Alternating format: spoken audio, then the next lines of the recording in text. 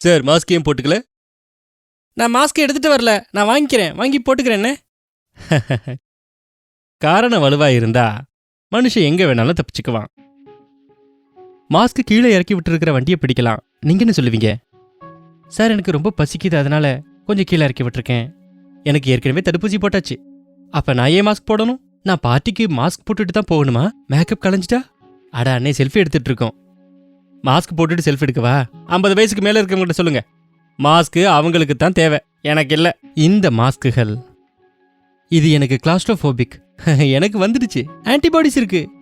எனக்கு மாஸ்க் வேண்டாம்.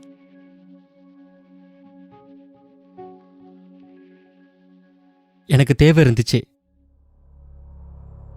5 நிமிஷம் தூக்கம். அப்புறம் நினைச்சேன் உங்ககிட்ட பேசலான்னு.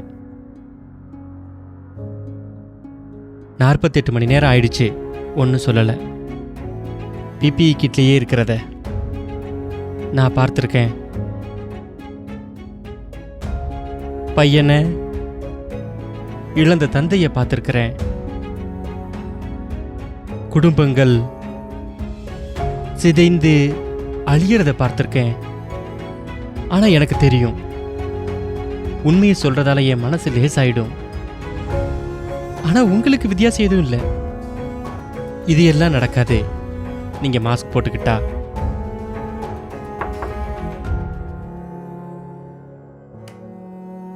சாரி சார், ஆனா நீங்க எங்களுக்கு வேணும். கண்டிப்பா நான் அங்கே இருப்பேன்.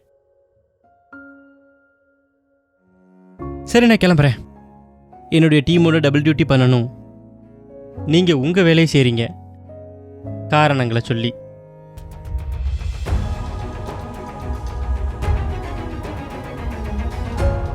देश में कोरोना संक्रमण की रफ्तार पहले से ज्यादा है, यानी खतरा 2 गुना है. ऐसा आज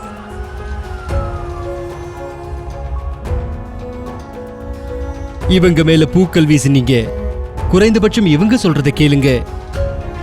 முகக்கவசம் அணியுங்கள். Mask my India, an initiative by Mankind Pharma.